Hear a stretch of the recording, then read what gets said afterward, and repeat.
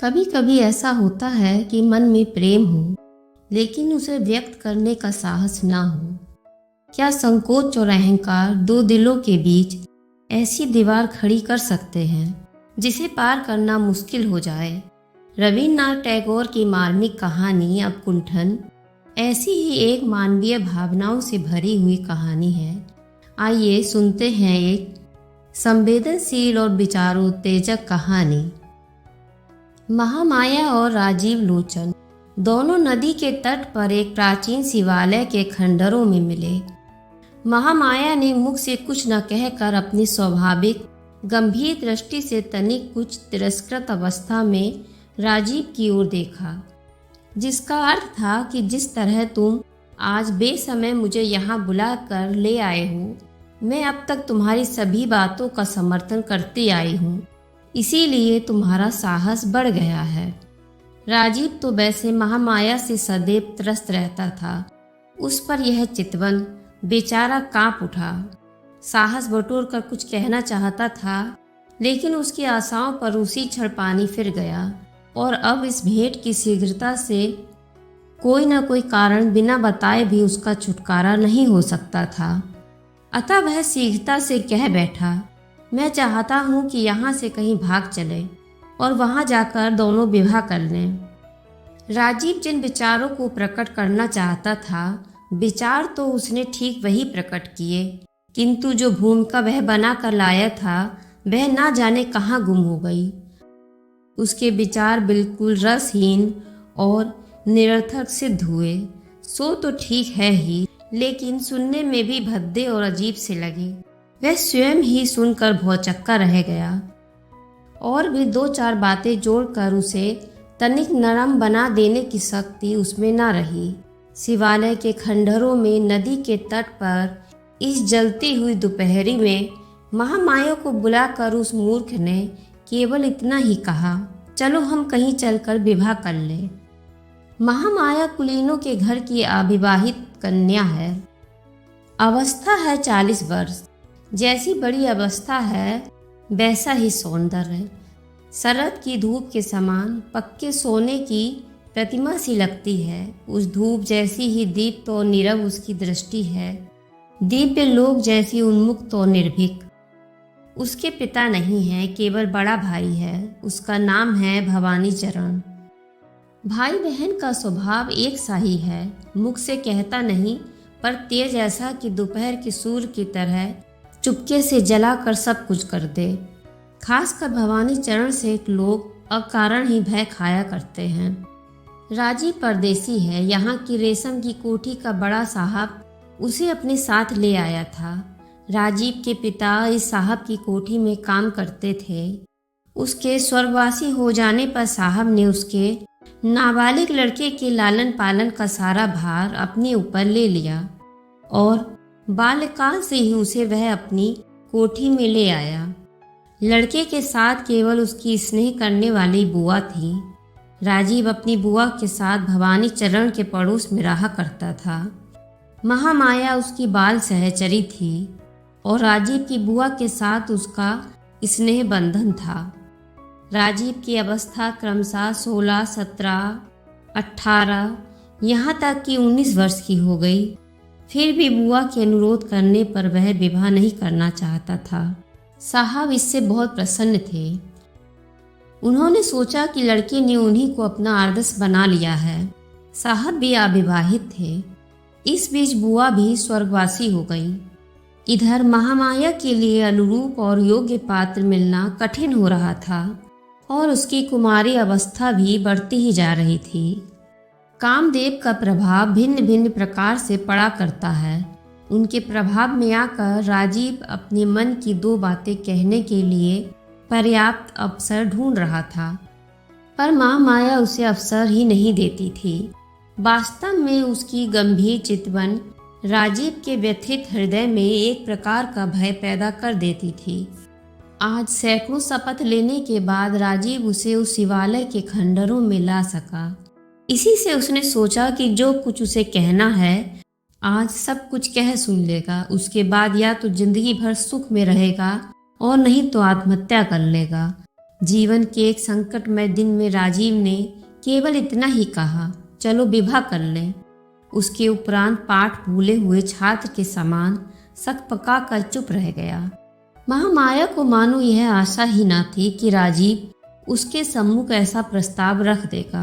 इससे देर तक वह चुप खड़ी रही। दोपहर का सन्नाटा चारों तरफ छाया हुआ था। वायु से शिवालय का आधा हिलता हुआ टूटा हुआ द्वार बीच बीच में बहुत ही क्षीण स्वर में धीरे धीरे खुलने और बंद होने लगा। राजीव को महामाया के मुख की ओर देखने की हिम्मत नहीं हुई। वह शिवालय की दीवार के सहारे स्वप्न की सी अवस्था में चुपचाप खड़ा खड़ा नदी के निर्मल जल की ओर निहारता रहा। कुछ देर पश्चात मुंह फेर कर राजीव ने फिर एक बार भिक्षुक की तरह महामाया के मुख की ओर देखा। महामाया ने उसका आशय समझा। सिर हिलाते हुए कहा, नहीं, ऐसा नहीं हो सकता। महामाया का सिर जैसे ही हिला वैसे ही राजीव की आशा भी उसी क्षण पृथ्वी पर मूर्छित होकर गिर पड़ी। कारण राजीव यह भली भांति जानता था कि महामाया का सिर महामाया के निजी मतानुसार ही हिलता है और किसी की ताकत नहीं कि उसे अपने मत से विचलित कर सके। अपने कुल का शक्ति युक्त अभिमान स्रोत महामाया के वंश में ना जाने किस काल से बहता चला आ रहा है। भला आज वह राजीव जैसे अकुलीन ब्राह्मण के साथ विवाह करने के लिए कैसे तैयार हो सकती है। प्यार करना और बात है और विवाह के सूत्र में बंधना और बात। राजीव ने समय एवं परिस्थिति से अवगत होते हुए कहा, कल ही यहाँ से चला जाऊंगा। महामाया ने पहले तो विचार किया कि अब उसे ऐसा भाव दिखाना चाहिए कि जहाँ चाहे रहे, उससे उसे कोई मतलब नहीं, पर दिखा न सकी। पग बढ़ाना चाहा पर बढ़ा नहीं सकी। उसने शांत मुद्रा में कारण पूछा। राजीव ने कहा, हमारे साहब की यहाँ से सोनपुर के लिए बदली हो गई है, वे जा रहे हैं, सो मुझे भी साथ लेते जाएंगे। महामाया का बहुत देर तक मुख ना खुल सका। किसी भी इंसान को सदैव के लिए चुप नहीं किया जा सकता। अतः उसने शांत होठों को तनिक खोल कर कहा, अच्छा। उसका यह अच्छा कुछ कुछ गहरी उसास सी सुनाई दी और इतना ही कहकर वह जाने के लिए तैयार हो गई। इतने में राजीव ने चौंक कर कहा, भवानी बाबू। महामाया ने देखा भवानी चरण शिवालय की ओर आ रहे हैं। समझ गई कि उन्हें सब पता लग गया है। राजीव ने महामाया पर अकस्मात मुसीबत आते हुए देखकर शिवालय की टूटी हुई दीवार फांद कर भागने का प्रयत्न किया, किंतु महामाया ने हाथ पकड़कर उसे रोक लिया। भवानी चरण शिवालय की खंडरों में पहुंचे और सिर्फ एक बार चुपचाप दोनों की ओर स्थिर दृष्टि से देखा। महामाया ने राजीव की ओर देखते हुए अविचलित स्वर में कहा, राजीव, मैं तुम्हारे घर ही आऊंगी, तुम मेरी राह देखना। भवानी चरण चुपचाप शिवालय से बाहर आ गया। महामाया भी चुपचाप उनका अनुसरण करने लगी और राजीव चकित सा होकर वहीं खड़ा रहा, मानो उसे फांसी का दंड सुनाया गया हो। उसी दिन रात को भवानी चरण ने विशेष रेशमी साड़ी लेकर महामाया को दी और बोले, इसे पहन आओ। महामाया उसे पहन आई। उसके बाद बोले, अब मेरे साथ चलो। आज तक भवानी चरण की आज्ञा तो दूर रही, संकेत तक का भी किसी ने उल्लंघन नहीं किया था। महामाया ने भी नहीं किया। उसी रात्रि को दोनों नदी के तट पर शमशान भूमि की ओर चल दिए। शमशान भूमि अधिक दूर नहीं थी। वहाँ गंगा यात्री के घर में एक बूढ़ा ब्राह्मण अंतिम घड़ियां गिन रहा था। उसकी खटिया के पास दोनों पहुंचकर खड़े हो गए। घर के एक कोने में पुरोहित ब्राह्मण भी मौजूद था। भवानी चरण ने उससे संकेत में कुछ कहा। वह शीघ्र ही सुबह अनुष्ठान की तैयारियां करके पास आ खड़ा हुआ। महामाया समझ गई कि इस मृत्यु को आलिंगन करने वाले इंसान के साथ उसका विवाह होगा। उसने रत्ती भर भी विरोध नहीं किया। समीप में ही जलती हुई दो चिताओं के प्रकाश में उस अंधेरे से घर में मृत्यु की यंत्रणा की ध्वनि के साथ अस्पष्ट मंत्रोच्चारण मिलाकर महामाया का विवाह संस्कार करा दिया गया। जिस दिन विवाह हुआ उसके दूसरे दिन ही महामाया विधवा हो गई। इस दुर्घटना से महामाया को तिल मात्र भी शोक न हुआ। राजीव भी अचानक महामाया के विवाह की सूचना पाकर जैसा दुखी हुआ था, वैधव्य की सूचना से वैसा ना हुआ, बल्कि उसे कुछ खुशी ही हुई। पहले उसने सोचा कि साहब को सूचित कर दे और उनकी सहायता से इस अमानुषिक अत्याचार पर किसी प्रकार प्रतिबंध लगा दिया जाए। तभी विचार आया कि साहब तो सोनपुर जा चुके हैं। राजीव को भी वह साथ ले जाना चाहते थे, पर वह 1 मास का अवकाश लेकर यहीं रह गया है। महामाया ने उसे वचन दिया है, तुम मेरी राह देखना। उसकी वह किसी प्रकार भी उपेक्षा नहीं कर सकता। इतने में बड़े जोर की आंधी के साथ मूसलाधार वर्षा होने लगी। आंधी क्या थी, भयंकर तूफान था। राजीव को ऐसा महसूस होने लगा मानो अभी उसके सिर पर मकान ही टूट पड़ेगा। जब उसने देखा कि उसके अंतःकरण के समान बाह्य प्रकृति में भी एक प्रकार की प्रलय सी उठ खड़ी हुई है, तब उसे कुछ शांति सी मिली। उसे ऐसा प्रतीत होने लगा कि मानो स्वयं प्रकृति ही आकाश पाताल एक करके उससे कहीं अधिक शक्ति का प्रयोग करके उसका काम पूरा कर रही है। इसी समय बाहर से किसी ने द्वार पर जोर से धक्का मारा। राजीव ने शीघ्रता के साथ द्वार खोला। घर में भीगे कपड़े पहने हुए एक स्त्री ने प्रवेश किया। चेहरे पर उसके लंबा अवकुंठन पड़ा हुआ था। राजीव ने उसी क्षण पहचान लिया, यह तो महामाया है। उसने आवेश भरे स्वर में पूछा, महामाया, तुम चिता से उठकर आई हो? महामाया ने कहा, हाँ, मैंने वचन दिया था, मैं तुम्हारे घर आऊंगी। उसी वचन को पालने के लिए आई हूँ। लेकिन राजीव, मैं अब पहले की तरह ठीक नहीं हूँ। मेरा सब कुछ बदल गया है, लेकिन मन से मैं महामाया ही हूँ। अब बोलो, और यदि तुम वचन दो कि कभी भी तुम मेरा अवकुंठन नहीं हटाओगे, मेरा मुख नहीं निहारोगे, तो मैं जीवन भर तुम्हारे साथ रह सकती हूँ। मृत्यु के चंगुल से वापस मिल जाना ही बहुत है। उस समय और सब बातें तुच्छ मालूम देती हैं। राजीव ने शीघ्रता से कहा, तुम जैसे चाहो वैसे रहना। मुझे छोड़ जाओगी तो मैं नहीं रह पाऊंगा। महामाया ने कहा, तो अभी चलो, तुम्हारे साहब जहाँ गए हैं वहीं ले चलो मुझे। घर में जो कुछ था सब कुछ छोड़ छाड़ कर राजीव महामाया को लेकर उस प्रकृति के प्रकोप से निकल पड़ा। ऐसा बवंडर चल रहा था कि खड़ा होना मुश्किल था। उसके बेग से ककड़ियां उड़ उड़कर बंदूक के छर्रों के समान शरीर में चुभने लगी। दोनों इस भय से कि कहीं सिर पर वृक्ष न गिर पड़े, सड़क छोड़कर विस्तृत मैदान में होकर रास्ता पार करने लगे। बवंडर का जोर पीछे से धकेलने लगा, मानो यह उन्हें इस दुनिया से छीनकर प्रलय की ओर उड़ाए लिए जा रहा हो।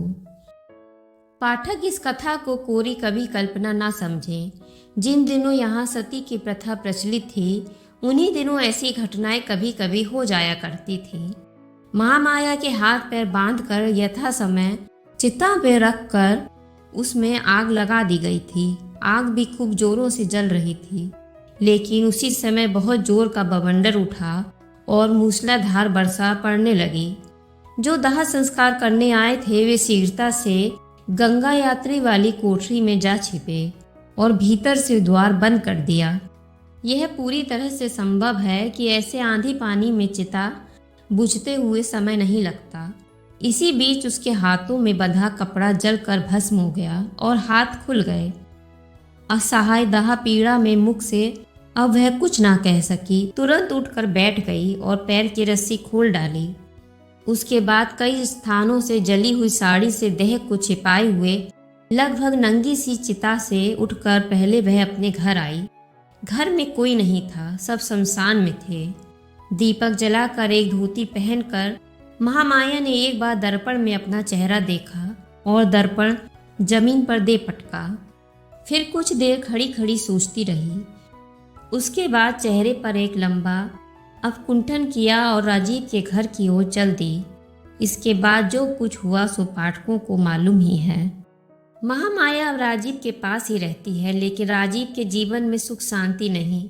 दोनों के बीच केवल अवकुंठन का व्यवधान है, लेकिन वह अवकुंठन मौत के समान चिरस्थायी नहीं है, अपितु मृत्यु से भी बढ़कर पीड़ादायक है। इस अवकुंठन के पृथक रूप ने एक जीती जागती आशा को प्रतिदिन प्रतिपल व्यथित एवं पीड़ित कर रखा है। एक तो पहले ही महामाया की शांत प्रकृति है, उस पर उसके इस अपकुंठन के भीतर निरक्ता दुगनी असहाय सी प्रतीत होने लगी। राजीव अब ऐसे रहने लगा जैसे उसे मृत्यु की चलती फिरती पुतली ने घेर लिया हो। राजीव पहले जिस महामाया नाम से परिचित था उसे तो उसने खो दिया, अब तो वह केवल उसकी सुंदर बाल स्मृति पर ही जीवन बिता रहा है। लेकिन पुतली सदैव उसके सामने रहकर बाधा पहुंचाती रहती है। रात दिन साथ रहते हुए भी वह इतनी दूर चली गई है कि राजीव से उस दूरी को पार करना असंभव हो गया। वे दोनों चिरपरिचित संग रहित साथी भिन्न भिन्न जीव के रूप में बहुत काल तक साथ बने रहे। एक दिन बरसात के मौसम में शुक्ल पक्ष के 10वीं की रात्रि को बादल फटे और निशिकर ने दर्शन दिए। निशिकर की रोशनी से यामिनी सोती हुई पृथ्वी के सिरहाने बैठी जागरण कर रही थी। उस यामिनी को देखने बिस्तरे से उठकर राजीव भी झरोके के पास जा बैठा। बरखा और गर्मी के संगम से थके हुए उपवन में से एक प्रकार की सुगंध और झिंगूरों की झिन्न झिन्न की ध्वनि कमरे में आकर उसके मनोराज्य में एक प्रकार की अराजकता व्याप्त कर रही थी। राजीव देख रहा था बगीचे के अंधकार में खड़े हुए वृक्षों के उस पार शांत स्थिर सरोवर मंजे हुए स्वच्छ रजत थाल के समान चमक रहा है। इंसान ऐसे समय में स्पष्ट तौर पर कुछ भी सोच सकता है या नहीं बताना कठिन है, पर हाँ इतना अवश्य कहा जा सकता है कि उसका संपूर्ण हृदय किसी एक दिशा की ओर प्रभावित हुआ है। पता नहीं राजीव ने क्या विचारा, उसे प्रतीत हुआ कि मानो आज उसके पहले के सब नियम टूट गए हैं। आज इस बरसात की रात ने उसके समक्ष अपना मेघों का कुंठन हटा डाला है और आज की यह रात पहले की उस महामाया के समान निस्तंभ, शून्य और सुगंभीर हो गई है। होते होते अकस्मात ऐसा हुआ कि राजीव का ध्यान जीते जागती पुतली की ओर हो गया। स्वचलित के समान चलकर राजीव ने महामाया के कमरे में प्रवेश किया। महामाया उस समय निंद्रा लोक की सैर कर रही थी। राजीव उसके बिस्तर के पास जाकर खड़ा हो गया, मुंह झुकाकर देखा। महामाया के अपकुंठन से हीन चेहरे पर चंद्र ज्योत्सना आ पड़ी है, लेकिन वह सन्न रह गया। वह चिरपरिचित पुरुष के समान खिला हुआ चेहरा कहाँ गया? चिताग्नि के लपटों ने महामाया के बाएं गाल का थोड़ा सा सौंदर्य जलाकर सदैव के लिए अपनी राक्षसी भूख का अमिट चिन्ह छोड़ दिया। शायद राजीव चौंक पड़ा हो, शायद एक अव्यक्त ध्वनि सी उसके कंठ से निकली हो। महामाया तत्काल आश्चर्यचकित अवस्था में जाग उठी। देखा सामने राजीव खड़ा है। उसी क्षण वह अब कुंठन खींचकर बिस्तर छोड़कर एकदम से उठ खड़ी हुई। राजीव ताड़ गया कि अब उसके सिर पर बिजली टूटना चाहती है। वह फर्श पर गिर पड़ा और महामाया के चरणों को स्पर्श कर बोला, मुझे क्षमा करो महामाया, मुझे क्षमा करो। महामाया कुछ उत्तर ना देकर एक पल के लिए भी पीछे की ओर ना हटकर घर से बाहर निकल गई। राजीव के घर फिर वह कभी नहीं लौटी, उसका कहीं भी पता न चला। इस क्षमाहीन चिरगमन की क्रोधाग्नि राजीव के संपूर्ण जीवन पर सदैव के लिए गहरा घाव छोड़ गई। तो यह थी टैगोर की हृदय स्पर्शी कहानी अवकुंठन।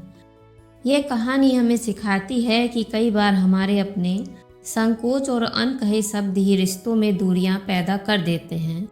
यदि आपको ऐसी कहानियां सुनना पसंद हो तो वीडियो को लाइक करें, चैनल को सब्सक्राइब करें और अपने विचार कमेंट में अवश्य साझा करें।